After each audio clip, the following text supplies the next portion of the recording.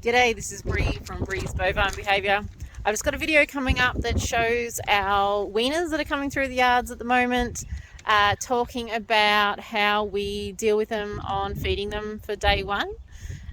So we do fence line weaning, which just means that there's only a fence separating mum and calves. So they can still sniff each other, they can still hang out together, but hopefully the calves just can't drink the milk, and eventually they'll kind of become less interested in each other because they're not getting that fulfillment. So we feed our calves or weaners pellets during the weaning process to help maintain weight, because they can get a bit stressed, they can lose a bit of weight. And we've already started getting them accustomed to pellets. That's really important. So they've been fed a little bit in the paddock. They get fed under like a low fence that mum can't fit under, but they can. So their digestive system's already used to it. Then now that they're in here in the yards, we will teach them how to go through the race calmly, quietly and happily, in order to get their pellets. So they will do it themselves eventually. They'll choose to go through the race to get their pellets. Now you can kind of see the race behind me here. Sorry about the sun. It leads to the crush, which leads into this yard I'm standing in, and they will get their pellets in these buckets. So initially they'll need a little bit of help getting in here. They don't know the process, they've never done it before. These guys are about 6 to 7 months old, and this is within the first 12 hours of weaning. So there's lots of mooing going on. They're still a bit worried that mum's not around, and they don't know where they are or what they're doing, what I'm trying to ask of them. So I just thought I'd give you an example of day one. It's always a bit messy. You have to use both draw and drive. So I will try and attract them to me with the pellets, but that probably won't work initially until they really know the drill. Then we'll use some drive, some stress-free moving of them. So I'll tell them where to go. So keep watching and let me know what you think in the comments. Thanks. So I've just got their food here in a bucket. There's actually not much in there. It's really just getting them to learn about food, about pellets. We might need to use it in future. But mostly they just live on grass. So I'm just going to open up our crush here. Now, as you can see, we've a little bit water damaged all through here. The mud's pretty hectic. Well, it's actually not mud at the moment. It's not actually that wet, even though it's winter. It's old mud. It's just dried like that. We're in the process of moving our yards onto concrete, so that'll be a good day. So the race is just locked up while at all other times, so while they're not using it, just so they don't keep walking in and out of it. And that's actually just because we've got Highlands with their little horns, and when their horns are little, they're prone to being damaged, and that damage can happen really easily when they're trying to turn around in the race and things like that. So at this age, we just kind of like if they just walk straight through and don't get stuck and damage those horns. Alright, so what I was speaking about before was I can start by encouraging them to draw towards me. Now, they may or may not actually know what a bucket means. As in, yes, they've had the pellets and they definitely know what their food, their like food tire looks like. But we haven't actually, they may not have seen us and maybe not have associated it with the bucket first. So, bucket, there's our hay there. And here's these little guys. So, you can see this is a little Angus Cross Highland, so it looks a little bit funny. But they're looking at me. They're not really walking towards me. Holly is our full Highland there. She's definitely not walking towards me, doing quite the opposite. This little guy might be getting the hint. See that's that draw. So he's attracted to me. He's a little bit worried about me as well, as is this little guy. Like we've never touched these guys. They've seen us in the paddock, but that's about it. So I can give their bucket a little wiggle. And this is just encouraging. So like I said, if this doesn't happen, I'm totally fine with that. I don't mind at all. See if anyone's following me. Oh, look, we're getting a few little followers. So remember, they've never done this before, so this is pretty good for day one. Oh, I'm tripping over all this mud. Oh boys, come on. I like to introduce a word at this point because we move our animals from paddock to paddock quite regularly. So I do want them to eventually associate a word with following me, because I'll use that draw when we move paddocks as well. So you use your own word, whatever you use. I've seen people use different things. I saw a guy whistle the other day. I thought, yeah, why not? As long as it doesn't confuse the dog. So they just got a bit stuck. And they're mooing for mum for a bit of reassurance. Ask them if they're doing the right thing. I'm just going to pause here with them for a little bit. I'm just going to pause this video as well because we might be here a little while. Just a quick touch base. This little boy is the bravest. He's a little steer. And he's decided he's going to follow. But now I'm just stepping into the race. So this is a bit of a squeeze. This is very unnatural for a prey animal to want to walk into something that's this closely confined around them. It's quite threatening. So look at him having a little sniff. Now this is good behaviour to watch. Watch everything he does before he decides to take a step. He'll sniff, he'll back up, he'll turn around.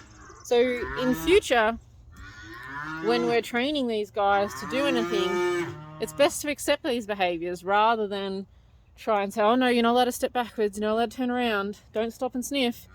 Like, we can see that these are all the natural processes that they have to take before they can decide to, okay, I'm going to go through this scary thing. He's just gone back and calling for mum again. I'm going to pause again. So, part 3 I think we're up to. What's happened here is, as expected, the desire to be with mum is much stronger than the desire to follow that bucket that's really a little bit foreign, being held by this weird human that they've never actually been near before. Trying to get away from the noise there. So what I'm going to do is I'm just going to bring in that drive, and I'm just going to push them into the race, hopefully in a non-stressful manner. That's the plan. So as soon as she decides to turn away, I drop my pressure. So my body language, my energy drops a little bit. So as soon as they're doing that thing that I kind of want, I take the pressure off. And this doesn't have to be a fast process. He's trying to figure out what exactly I'm asking. He hasn't actually seen this polypipe I have in my hand here. He doesn't really know what it is. And I'm really using this as a tool to differentiate when I want them to move and when I actually want them to follow me. See, this guy's thinking, oh, well, the answer before was to go towards her. And then she stepped away from me, and it really helped build my confidence because I got to follow her. So this is fine. So I just make sure I change my body language as well. It's not all about the poly. So I'm looking up, I'm looking where I want them to go. I can use some different sounds. There's mum. All of those things to help differentiate. And they will always have those little moments of confusion of just trying to figure out exactly what the answer is. So I want his head to turn, but I also want him to walk forwards. So I've just got to be a little bit careful where I put that pressure. Now I'm asking them to move the exact opposite direction to mum. So this is quite challenging, and I'm just going to block off there by putting my body facing towards it. So zigzags. Good boy. So see how stressed these guys look? They're worried about mum. I mean, apart from the general stress of weaning, they've never been moved like this before. Oh, really? I can touch you. Hi. So curiosity and tools is never a bad thing. Even though this is my drive stick, doesn't mean it has to be terrifying. It's not a terrifying stick. It's just to let them know the difference. I want you to move. Not I'm going to scare you. I just want you to move your feet. So we just blocked that. Oh, boys. So now, this, because there is that scary squeeze thing there, this is a really important decision to make. I'm just closing this gate behind me because I want to stand here for a bit and spend a little bit of time here. So what's happening, see, oh well, they're just going to walk on through. They're smart boys. But if they spent a lot of time here, I want to allow them to do that, like what we were talking about before. They're sniffing, they're going to step back, step forward, sniff. If you've ever seen them approach something new or something they perceive as scary, that's how they're going to do it. It's lots of back and forwards until they decide to go ahead with it. Now, these guys have been extra brave. I put no pressure on them then. I was standing outside their flight zone, which you saw how close I could get. I was standing well out of it and allowed them to make that decision to wander on through. So they're going to feel a lot of confidence by that, by being able to have made that decision. And rather than me scaring them into it. So at no point did I put, any fear of their life into them. So I'll show you what their little reward has been. Of course they're sharing a bucket, but so you can see here now, they've now got their little reward from achieving that. And hopefully next time, maybe they'll associate the bucket, they'll be less focused on getting to mum. All of those things are possible. Alright, I've got one more girl to get in, so I'm going to give that a go now. Oh. I just turned the video on again thinking that this girl would take a bit longer to walk through the race. She's got a slightly bigger flight zone than those two little boys. So I thought I'll just stand back here and video her for a little bit. Now actually have a look, she's just paused there. She thought about turning around, so probably if I put pressure on her, she would have turned around because I would have scared her and she would have kind of fallen in with that doubt that she was feeling and said, okay, no, this is right, this is scary, I've got to get the hell out of here and get back the way I just came. By actually leaving her alone, she was able to go, no, it's all right, I can do this, I can wander on through, I'll see how I go. So again, there was no stress getting her there. I had to just be a little bit wary of her flight zone because I just want to stay on the edge of it and I don't want to make her terrified. Now, you can see these guys are all quite happily eating. They've even gone to their own little buckets, which is nice. And, we'll do this once a day, every day, until they are fully weaned off mum. They're no longer too worried about where mum is or having any milk.